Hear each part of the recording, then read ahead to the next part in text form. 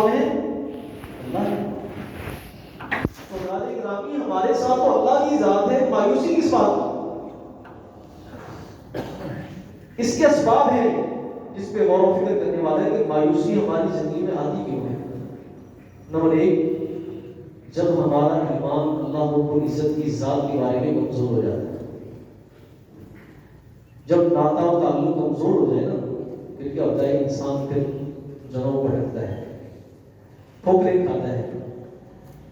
لیکن جس نے اللہ کی رسی کو پکڑ لیا، فرمایا فقد استمسک بالعروۃ الوثقی لا انفصام لها، جس نے اللہ کی رسی اور اللہ کی کڑے کو مضبوطی سے پکڑ لیا نا، یہ کڑا کبھی ٹوٹنے والا نہیں ہے، مایوسی کبھی نہیں آ سکتی۔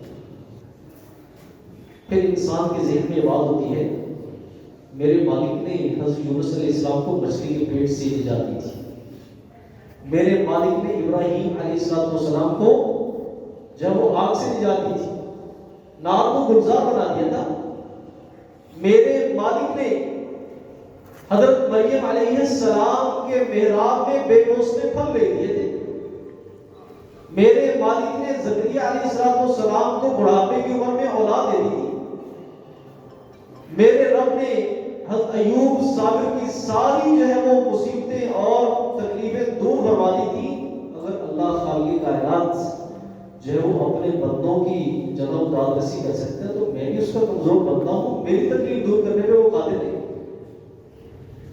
حضرات گرامی، جب انسان کے عقیدے میں دراڑ آتی ہے نا، جب عقیدہ توحید میں دراڑ آتی ہے نا، پھر انسان بھٹکتا ہے، پھر مایوسی آ جاتی ہے۔ مسلمان نے تو اس عقیدے کو سمجھا ہی نہیں کہ متاع بے بہا ہے، درد و سوز و آرزو مندی، مقام بندگی دے کر نام شان خدا بندی، جو اس مالک کے قدموں میں جب سر رکھنے کا مزہ ہے، خدا کی قسم وہ تخت و تاج پہننے کا مزہ ہے، وہ تخت پہ بیٹھنے کا مزہ ہے۔ جب میں اپنے مالک کے پاؤں پڑ جاؤں تو وہ مالک مجھے بے یار و مددگار چھوڑ دے۔ نبی علیہ السلام صحابہ کرام رضوان اللہ علیہم اجمعین نے بدر والی رات سو کر گزاری، لیکن حضور نے نماز میں گزاری، اور سحری کے وقت تو حضور کی یہ کیفیت تھی کہ حضور اس قدر جو ہے وہ جذباتی ہو چکے تھے، دعا کرتے کرتے کہ آپ کے جنوں کندھوں کے اوپر سے چادر گر جاتی ہے، صدیق رضی اللہ تعالیٰ عنہ کرتے ہیں یا رسول اللہ بس کرتے اب ہم اللہ پہ یار مددگار نہیں چھوڑے۔ پھر مالک نے کیسے اپنے بندوں کو 313 کو دنیا میں غالب کر دی۔ حضرات گرامی، جب عقیدہ کمزور ہوتا ہے پھر مایوسی آتی ہے۔ نمبر 2، جب انسان برے لوگوں کی محفل میں بیٹھتا ہے اس وقت انسان میں مایوسی آتی ہے، کیونکہ برے دوست مایوسی ملاتے، بھائی بس ختم ہو گیا کام، بس پتہ نہیں تو کس طرح جیتا پھر رہا ہے، فلاں کو بیماری تھی وہ بھی مر گیا، فلاں کو بھی ایسے ہوا تھا وہ بھی، اس نے 2 دن بھی نکالے تھے، تو کیسے جی رہا ہے؟ یہ کیسی مایوسی ہے؟ نبی علیہ السلام تو جب جاتے کسی مریض کے پاس فرماتے لا بس طہور انشاءاللہ، بھائی کوئی حرج نہیں، کوئی بات نہیں، میرا مالک تمہیں شفا ضرور دے۔ تو جب انسان برے لوگوں کے ساتھ بیٹھتا ہے اور برے لوگوں کی محفل میں جاتا ہے تو کیا ہوتا ہے؟ مایوسی مایوسی۔ نبی علیہ السلام نے برے ساتھیوں کی مثال ایسے فرمائی کہ نافقین کی، جیسے بھٹی چلانے والے، آگ کی بھٹی چلانے والے، ٹھیک ہے؟ آپ جب بھی وہاں پہ جائیں گے یا تو آپ کے کپڑے جلیں گے یا آپ کو جو نا وہاں سے بدبو آئے گی، کبھی آپ کو وہاں پہ خوشبو نہیں آ سکتی، آپ کو جینے کا رنگ وہاں سے نہیں آ سکتا، آپ گناہوں کی دلدل میں پھنستے چلے جائیں گے، کبھی آپ کو کوئی نکلنے کی بات وہاں سے نہیں کرے گا۔ لیکن اچھے دوست فرمایا کحامل المسک، جس طرح خوشبو بیچنے والے، خوشبو بیچنے والے، آپ ان کے پاس جائیں گے یا تو آپ کو تحفے میں دے دیں گے، وَإِمَّا أَن تَبْتَاعُوا، یا آپ ان سے خوشبو خرید لیں گے، نہ آپ کو اگر وہ تحفے میں بھی نہیں دیتا، خوشبو آپ اس سے خریدتے بھی نہیں ہیں، جب تک اس کی محفل میں بیٹھو گے تمہیں خوشبو ہی آتی رہے گی۔ اللہ اکبر۔ حضرات گرامی، اس سے ملتی جلتی ایک آپ کو اور بات کرو، اگر دنیا میں جینا چاہتے ہو اور بڑے مزے سے جینا چاہتے ہو، مایوسی کو اپنی زندگی سے ختم کرنا چاہتے ہو، تو علماء کے ساتھ بیٹھا کرو۔ عبادت گزار بڑے نیک ہوتے ہیں کی عبادت کرا تو ان کی ذات پر ہوتا ہے، لیکن عالم جو ہوتا ہے نا وہ لوگوں کو روشنی دکھاتا ہے. آپ کے علم میں ہے جس آدمی نے 99 قتل کیے تھے پہلے کس کے پاس گیا تھا؟ ایک راہب کے پاس گیا تھا نا، جو بڑا عبادت گزار تھا. کہا بھائی میرا مسئلہ ہے، میں نے 99 قتل کیے، میری توبہ کوئی میری بخشش بھی ہو سکتی. ایک قتل پہ جہنم واجب ہوتی ہے، تو نے تو 99 قتل کیے، تیری کہاں پہ توبہ؟ حضرات گرامی اس مایوسی نے اسے کیا کر دیا اور سرگنا بنا دیا، اس نے سینچری پوری کر دی. لیکن پھر کیا کسی کے پاس بھائی اس نے کہا کہ میرے دل میں درد ہے کہ میرے کو مسئلے کا حل ہونا چاہیے، اتنا بڑا گنہگار. تو کسی نے کہا کہ فلاں ایک عالم آدمی اس کے پاس. جب عالم کے پاس گیا تو اس نے راستہ دکھایا. بھائی جس معاشرے میں تو رہتا ہے، جس سوسائٹی میں تو رہتا ہے، جس محلے میں تو رہتا ہے، جس علاقے کا تو جس میں تو رہتا ہے، وہاں پہ کوئی جناب چوری کرنے والا، کوئی ڈکیتی کرنے والا، کوئی زنا کرنے والا، کوئی بدکاری کرنے والا، کوئی جناب ہوا پڑا ہے تاوان، یعنی یہ سارا محلہ ہی جناب کرمنل ہے. آپ کہاں میں رہتے ہیں؟ اس محلے کو چھوڑ دو، وہ نیک لوگوں کا محلہ اس میں ہے. حضرات گرامی ایک نیک آدمی، ایک عالم آدمی نے اس کو جینے کا رنگ ڈھنگ سکھا دیا. مایوسی ختم ہوگی، اس نے محلے کو چھوڑ دیا. اللہ خالق کائنات نے جب اس کو رستے میں موت آ گئی، ابھی تک اس بستی کے قریب نہیں پہنچا تھا، لیکن دل میں تڑپ اتنی تھی کہ میرے مالک میں کہیں اس بستی میں پہنچ جاؤں. اور حدیث کے الفاظ ہیں وَمَا آبِ صدری، اپنے سینے کے ساتھ گھسٹ رہا تھا، اس کو موت آ جاتی.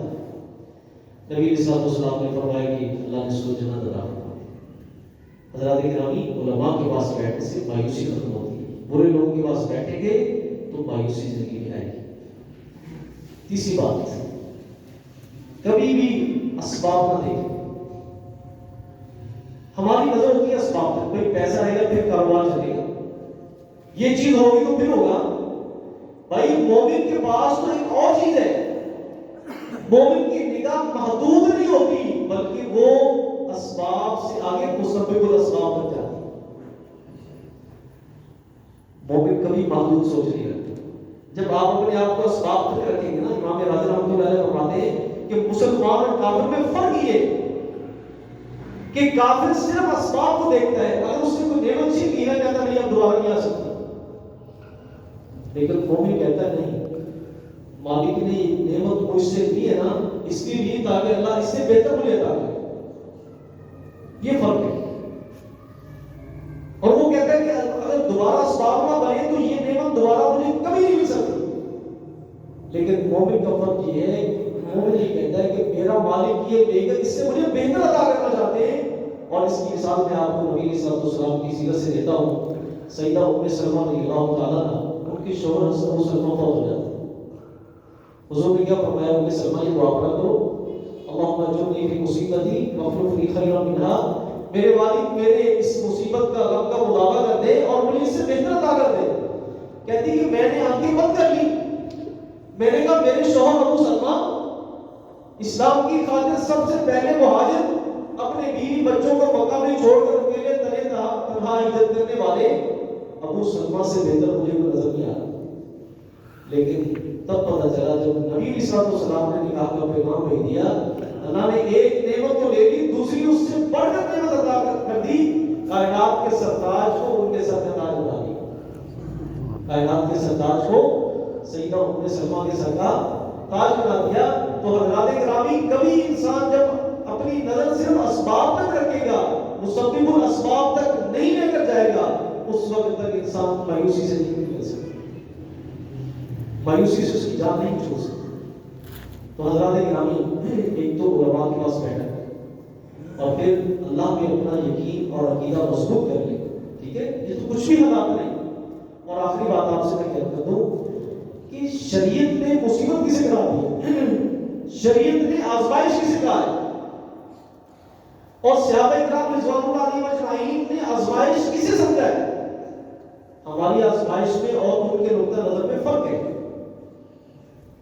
صحابہ کرام رضوان اللہ علیہم اجمعین آزمائش اور مصیبت اسے سمجھتے تھے جو دین کے بارے میں، دنیا کے آزمائشوں کا ان کو فکر ہی نہیں تھا. ہم آزمائش سمجھتے ہیں دنیا کام نہیں چاہنے کی معیشت بہت جگہوں میں کمزور ہے فلاں، ٹھیک ہے. صحابہ کرام رضوان اللہ علیہم اجمعین نے ہجرت تب کی ہے جب دین کے اوپر عمل پیرا ہونا مشکل ہو چکا. اور عمر فاروق رضی اللہ عنہ جب بھی آزمائش کو آتی نا کہتے ہیں الحمدللہ، سب تعریفیں اس ذات کی ہیں جس نے یہ آزمائش صرف دنیا تک رکھی، میرے دین تک لے کر گئی. اس لیے نبی صلی اللہ علیہ وسلم سے دعا کی کرتے تھے اللہم لا تجعل مصیبتنا فی دیننا، اے اللہ ہمارے دین کے بارے میں وہ آزمائش نہ آئے.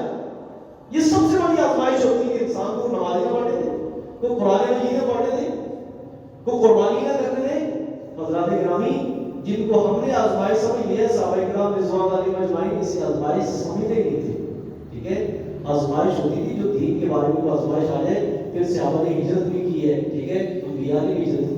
ٹھیک ہے، تو حضرات گرامی اللہ سے دعا ہے کہ اللہ رب العزت جو حالات بنے ہوئے ہیں اللہ تعالیٰ کے کائنات ملک پاکستان کے لیے اور ہر ایک مسلمان کے لیے سے بہتر فرمائے.